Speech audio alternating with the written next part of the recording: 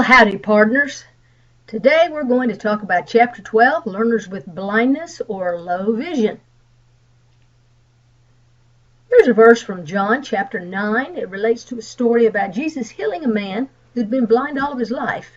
And as the man went about proclaiming Jesus' name, that Jesus had healed him, some folks who didn't really care for Jesus tried to get the man to say that Jesus was a sinner and Jesus was bad and Jesus shouldn't have healed him, or that Jesus really didn't heal him. And this was his response, and you can read it for yourself. Some people are blind, but I'm not talking about their vision. In the case of some of those Pharisees and Sadducees, that was definitely the case. They just didn't believe in Jesus, even though they had the opportunity. Now, next slide says, look in your book on page 296, because for your next test, you're going to be able to, you're going to need to be able to identify the parts of the eye that you see listed and possibly tell what that part of the eye does. So if you have questions about that, you need to ask me in class. Next, we'll look at visual impairment. Visual impairment has to do, obviously, with how well you can see. And students must be evaluated by a certain level of vision specialist to determine if they qualify for help as being visually impaired. The lower level would be the optician and then the optometrist. Those are the folks who give you the old eye chart test in their office and do some other things, maybe put drops in your eyes to check your vision. Ophthalmologist, a little bit higher level of training, and that person sees if you have any kind of eye disease and often gets referrals from opticians or optometrists. And so you get referred on to an ophthalmologist. Should you need surgery, however, then you'll go on to an eye surgeon. Let's talk about some of the types of vision impairment you might commonly see in school. First one, amblyopia, I'm very familiar with because I had a sister and also a nephew who both had this condition and had to have several surgeries on their eyes. It's easy to spot amblyopia because the child will be looking right at you, but one eye is not looking straight ahead at you and one eye is. One eye will seem to kind of wander off, and they do surgery for that, where they go in and cut the eye muscle, and then they'll pull it in a little bit, stitch it up, or let it out a little bit, depending on what it is they need to do. And same thing really with strabismus. They can do eye surgery for that. Before they try all that, though, they usually try something simple like putting a patch over the child's good eye when they're a preschooler. And this, in theory, will strengthen the weak eye. And sometimes the child will wear the patch for days or weeks or maybe even months and has to change patches all the time. And I remember my little sister running around, and we'd have to put all kinds of tape over her eye patch and things because she was, as we ladies say, glistening in the summertime playing outside, and the patches would just come off even though they had adhesive on them. So it was kind of funny. But anyway, if the patch doesn't work, sometimes they'll use glasses that have vinyl on them with kind of vertical lines and try that. But I don't see that used very commonly like I did several years ago. And then the last thing, of course, would be doing the eye surgery. Sometimes eye drops may help certain conditions and a person doesn't need surgery, but usually with something like amblyopia or strabismus, they're going to need surgery.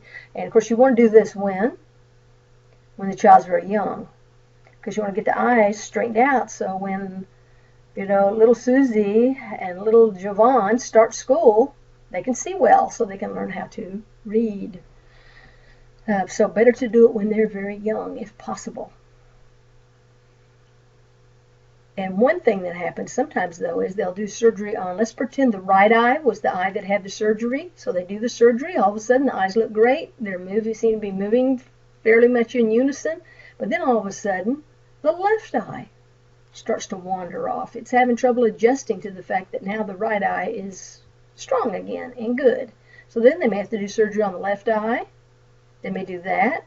Then all of a sudden the right eye starts to wander again, so they have to go back and do surgery on the right eye. So sometimes people have to get up to 3 surgeries on their eyes for something like amblyopia. And they won't do over 3 because doctors say, once we've done 3, it's as good as it's going to get, and we won't improve it in anybody do it anymore, and it's too much stitching and chance of scar tissue on the eye, so they usually won't do the surgery anymore.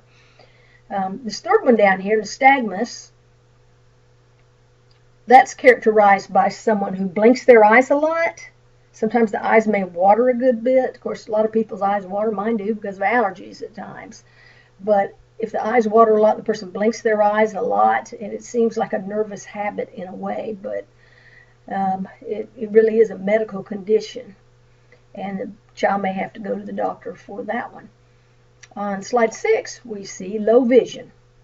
Now, if you've had your eyes checked and you have what's called perfect vision, then usually people refer to themselves as, oh, I can, go in the Air Force and be a pilot because I have 20/20 vision.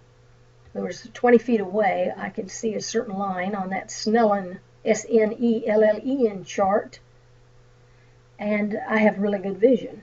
And all of us had those kind of screenings in elementary school and maybe even middle school and high school, depending on where you went to school, where the nurse would have you stand and cover one eye, and you look at the chart and you either pointed which way the letters were going, or if you knew the alphabet, then you could say the letters and read a line.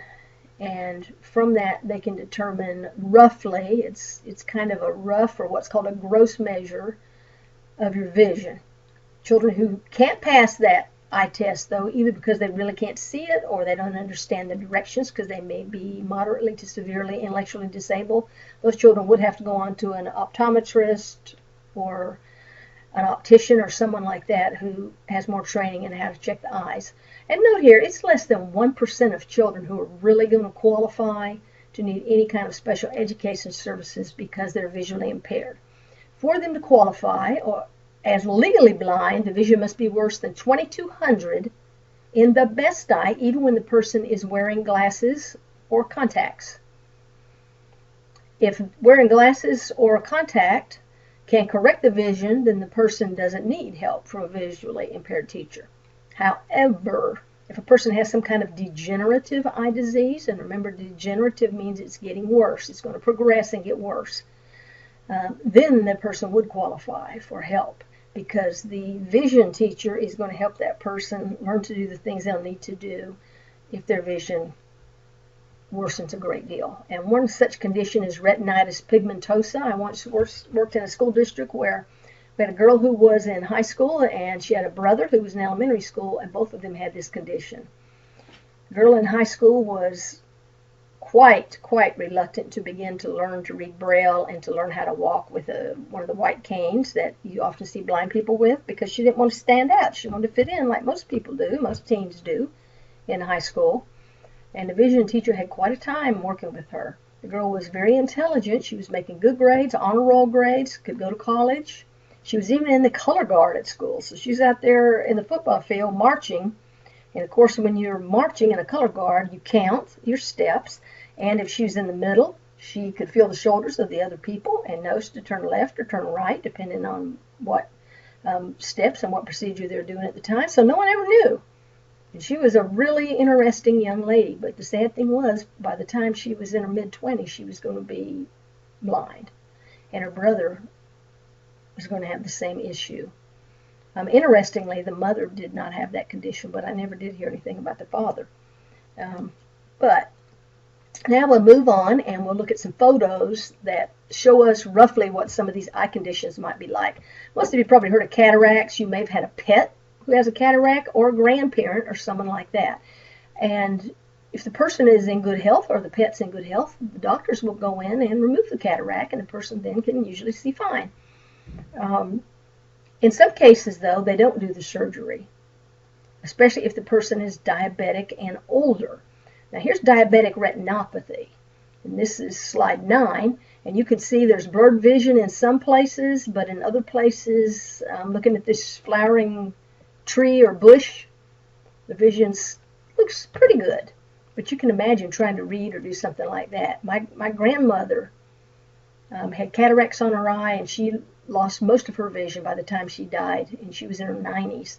They wouldn't do the surgery on her because she'd already had heart surgery, she had multiple stents, in her heart, and she was diabetic. And they said, you know, hey, she's 90, she's not. Then she was 92, and they said, even if we do the surgery, her eyes probably aren't going to heal back because of her diabetes, and the strain of surgery on your eye, that could just kill her at her age because of her heart condition and so forth. So she lived, you know, to be into her 90s, but she couldn't see very much the last few years of her life. Next condition, macular degeneration. You can see the photo here. This is a picture of two girls, but if you wanted to see their faces, what would you have to do? You'd have to step over, or you'd have to turn your head around so that you could see their faces and really identify who it is.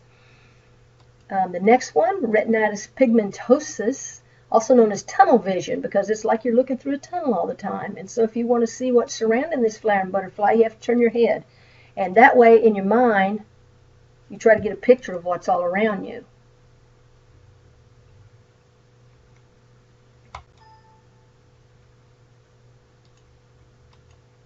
Next slide had a little hang up there for some reason, but next slide tells you a few facts about teachers of children with visual impairments.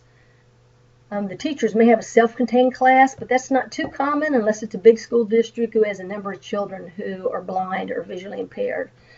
More likely, there's an itinerant teacher who comes part-time a couple of days a week and works with the children, or sometimes children go and live at the Spartanburg School for the Deaf and Blind. And sometimes if you're on the interstate, on I-26, on Friday afternoons or Sunday afternoons, you may see a bus with dark tinted windows, and a lot of times that's where it's coming from or headed to. They're bringing children back to this area who live there through the week, and they come home on Friday afternoons and stay with their families, and Sunday afternoon they get back on the bus and they take them back up to Spartanburg, and they stay there through the week. I have a cousin who's hearing impaired, and he got his mom to let him go there because he said, I just really want to be around the deaf culture, and I want to go. He could see all right, but he wanted to go because of his deafness. And you'll find people there who are deaf or blind, or both. And sometimes they're also intellectually disabled, depending on, you know, what kind of medical condition they have. Teachers that are visually impaired, though, who are coming to public schools, again, they often travel, may only see a child a couple times a week, or even just a couple times a month. What can they do for you? Well, if the child is in your class for a subject or most of the day, they will take materials that you provide them probably about a week ahead of time, and they can take those things and enlarge them for you on machines that they have, or if the child reads Braille, they can put the information into a Braille machine and it'll come up and print out in a fashion that the child can read it. Well, obviously you probably can't read Braille. I'm taking a wild guess here, but probably most of you can't. So you would turn that work into the visually impaired teacher, and that person will grade it and give it back to you, and that's how the child will get the grades. They also can help get materials like recordings for the blind. They can be downloaded onto a student's iPod, or they can get CDs that come in, and the child can use a CD player or something portable that they're carrying with them so they can listen to books on it. It's still called books on tape in most places, even though we're not using magnetic recording tape too much anymore. The teachers also can teach the child Braille if they need to know it, and how to use different machines, or how to use a computer with an enlarged screen, magnifiers, and so forth. Another professional who works with people with visual impairments, and this is on slide 15 now, the Orientation and Mobility Specialist, O&M. They will help the child learn how to move safely around the school building and also some places out in the community.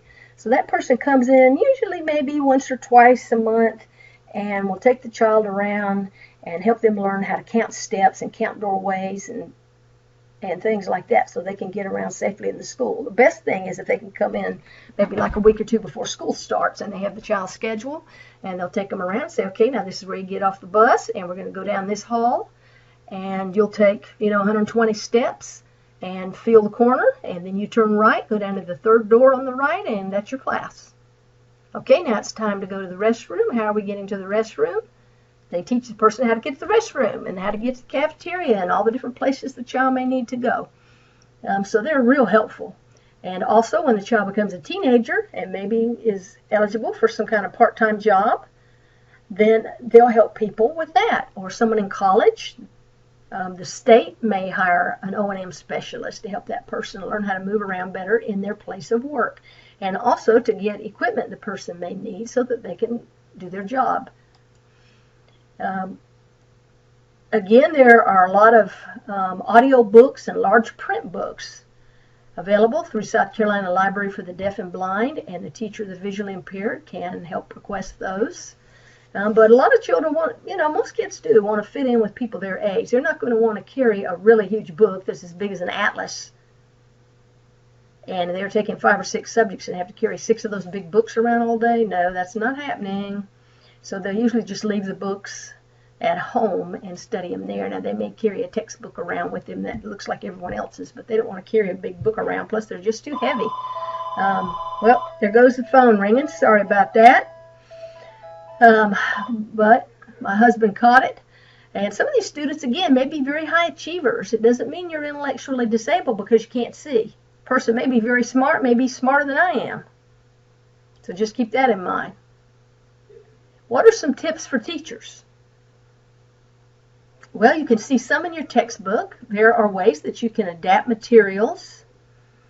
You can use highlighters, use different colors of paper. For instance, some people who have low vision issues can read things better if they're printed on yellow paper. So you get the district to just get you a ream of yellow paper, and you could print their work off on that. Sometimes using those clear or different colored acetate sheets helps people. They lay it down over the white paper, and then they can read just fine. A child may need to sit a certain place in the room, usually up close. They may need a little extra light or lamp on their desk, and there are portable lamps that can be used, or some kind of magnifier, or they may need an enlarged screen for the computer or something like that. And again, the vision teachers can help get those things for the child, as well as the special ed director.